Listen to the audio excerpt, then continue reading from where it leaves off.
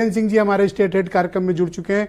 वीरेंद्र जी, अब आप बताइए 14 सीटों पर क्या चला, क्या नहीं चला, कौन बढ़ रहा है, कौन घट रहा है?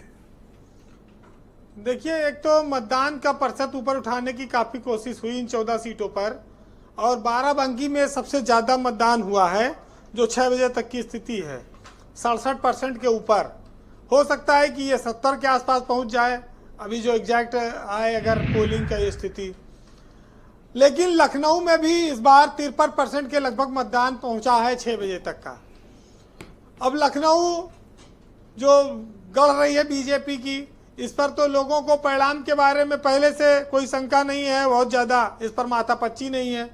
लेकिन 14 सीटों में 2 ऐसी सीटें हैं जिन पर बहुत खुल के बात हो रही है। एक है कौशाम्बी की और दूसरी है बाराबंकी की। ये दोनों रिजर्व सीटें हैं लोकसभा की, और इन दोनों पर गठबंधन जो अखिलेश यादव और कांग्रेस पार्टी का है, इसने बीजेपी को काफी हद तक छकाया है और काफी ज्यादा इस पर वो तगड़े से लड़ा है।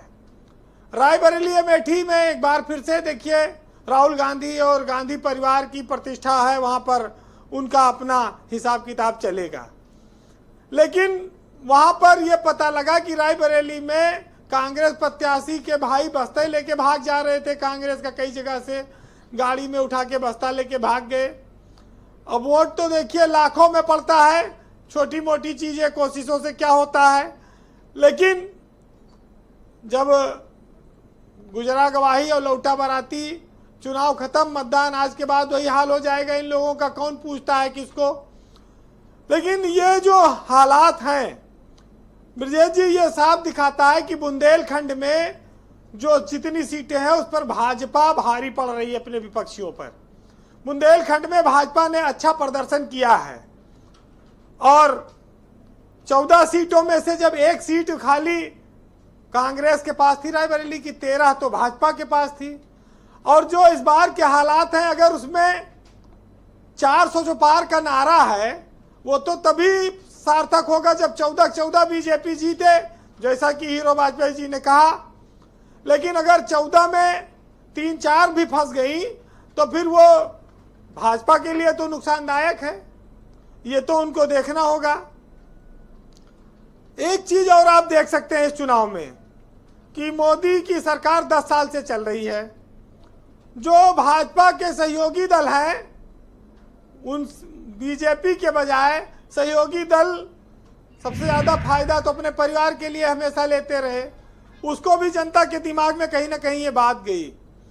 दूसरा ये है कि अनुप्रिया पटेल ने जो राजा भैया के लिए प्रतापगढ़ में बोला, उससे एक स्वाभाविक रूप से जनसत्ता दल का जो वोटर था उसका गुस्सा उसको हुआ और उसका नुकसान भाजपा को हुआ। क्षत्रिय समाज में भी अनुप्रिया पटेल के इस बयान को अच्छा नहीं माना गया है, और इसकी नाराजगी उनको आने वाले प्रतापगढ़ के चुनाव में भी झेलनी पड़ सकती है। ये भी एक बहुत महत्वपूर्ण बात है कि अनुप्रिया पटेल ने भाजपा का कोई नफा नहीं किया, नुकसान ज्यादा कर दिया। अब जब आती है बात गरीबी के मुद्दे की, अब आती है बात कि प्रदेश में किन मुद्दों पर चुनाव होना चाहिए था और हुआ। देखिए, जब बीजेपी ने सारे कैंडिडेट रिपीट कर दिए लगभग, तब ये बात आई कि भाजपा से नहीं, प्रत्याशियों से कुछ लोगों में नाराजगी है, और उस नाराजगी के नाते 5-7% वोट भाजपा को नुकसान हो सकता है। और वो एक बड़ा कारण इस चुनाव में, इस मतदान में आप देख सकते हैं। वैसे जो तहसील और थानों की स्थिति है, अफसरों की मनमानी है भाजपा की सरकार में, वो कार्यकर्ताओं को तकलीफ देती है। उसके बावजूद भी लोग वोट देने के लिए निकले। लेकिन बीजेपी को ये उम्मीद थी कि जो राम मंदिर से लेके जो जन कल्याणकारी तमाम सारी योजनाएं हैं, उज्ज्वला जैसी स्कीम है, सम्मान निधि है, इन सब चीजों पर, महिला उत्पीड़न का जो मामला है, इन पर वो चुनाव जीत लेगी।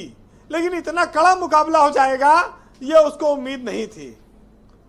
वैसे थोड़ा सीटवार बताइए, मोहनलालगंज को में कैसा रहा कौशल किशोर और आर के चौधरी के बीच? ब्रजेश जी देखिए, आर.के. चौधरी मोहनलालगंज से कई बार विधायक रहे हैं, सुरक्षित सीट यह भी है और यहाँ पर वो अच्छा लड़े हैं। लेकिन सरोजनी नगर का जो इलाका है जिसमें बीजेपी को अच्छी बढ़त मिलती दिखाई पड़ी है, इसके अलावा मोहनलालगंज में वहां से उनकी पत्नी सांसद हैं, तो कौशल किशोर के मामले को आप 50-50 के तौर पर देख सकते हैं। अच्छा, अब थोड़ा बाराबंकी चलिए।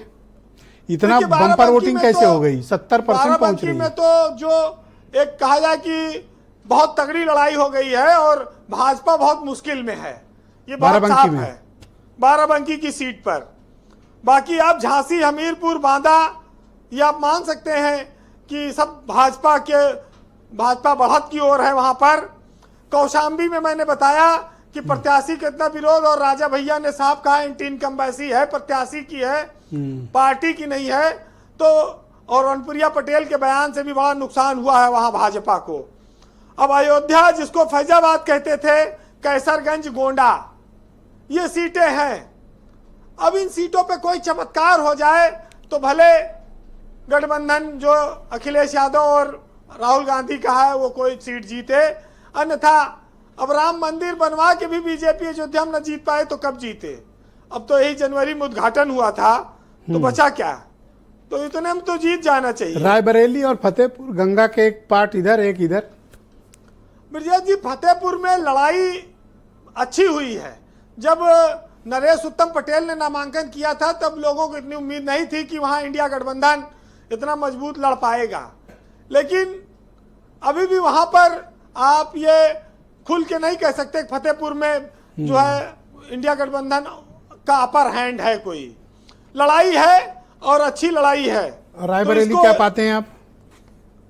देखिए, रायबरेली में गांधी परिवार को काफी सम्मान दिया है लोगों ने, मतदाताओं ने, और जितनी भी रिपोर्ट आई है वहां पर जातीय आधार को से ऊपर उठकर जाति की स्थितियों से लोगों ने राहुल गांधी को एक मौका देने का शायद मन बनाया है। अब ये तो परिणाम बताएंगे। और दिनेश सिंह तो देखिए वो प्रत्याशी हैं लेकिन वो मंत्री भी हैं, तो मंत्री अब पार्टी ने कहा तो लड़े तो है ही है, पिछला चुनाव भी लड़े थे, तो अब रिजल्ट तो उनके आएगा, लेकिन लड़ाई वहां पर तो राहुल गांधी बनाम है जो कुछ है, ये बात तो लोगों को पता चलना चाहिए। कंक्लूड करें वीरेंद्र जी। ब्रजेश जी, जिस दौर में ये चीजें चल रही हैं वहां पर बहुत कहना कठिन है कि कौन कितनी सीट जीत रहा है, लेकिन 10 साल की मोदी की सरकार के बाद ये एक पहला ऐसा मौका आया है कि मायावती और अखिलेश का भी गठबंधन हुआ, लेकिन तब पुलवामा की घटना हुई और सेंटीमेंट बहुत हावी थे, मोदी की लहर और तूफान थी। इस बार चुनाव बहुत बारीक है, लोग बोलने को तैयार नहीं है, चुपचाप वोट डाल रहे हैं। शायद लोग दबाव में हैं या डरते हैं या सोशल मीडिया का इतना जोर है कि एक्सपोज हो जाएंगे, बाद में उनको परिणाम भुगतना पड़े, तो शायद इतने लोग अब होशियार हो गए हैं कि वो पहले कुछ बोल नहीं रहे हैं, खुलते नहीं है। तो ये राजनीतिक दलों के लिए भी काफी चुनौतीपूर्ण है जी। बहरहाल हमारे देश में नेता चाहे जितने अच्छे काम कर लें, सियासत में बहुत सारी अच्छी अच्छी चीजें भी होती हैं, लेकिन सम्मान लोगों को मरने के बाद मिलता है। जीते जी तो महापुरुषों तक की आलोचना हुई है। तो सुनिएगा कि जो लोग बहुत बुलंदी पर होते हैं उनके सामने परेशानियां भी बहुत बड़ी बड़ी होती हैं। तो एक साहित्यकार ने लिखा है कि मैं खुल के हंस रहा हूं फकीर होते हुए, और वो मुस्कुरा भी ना पाया अमीर होते हुए। और यहाँ पर इज्जतें मरने के बाद मिलती हैं, मैं सीढ़ियों पे पड़ा हूँ कबीर होते हुए, और जिसे भी चाहिए मुझसे दुआएं ले जाए, मैं लुटा रहा हूँ दौलत फकीर होते हुए। बहुत शुक्रिया वीरेंद्र जी, आपका बहुत बहुत धन्यवाद ग्राउंड जीरो से अपनी रिपोर्ट, फीडबैक और पॉलिटिकल ऑब्जर्वेशन हम तक पहुंचाने के लिए। बहनों भाइयों, दूसरा चरण प्रारंभ करते हैं। हीरो वाजपेयी बीजेपी के प्रवक्ता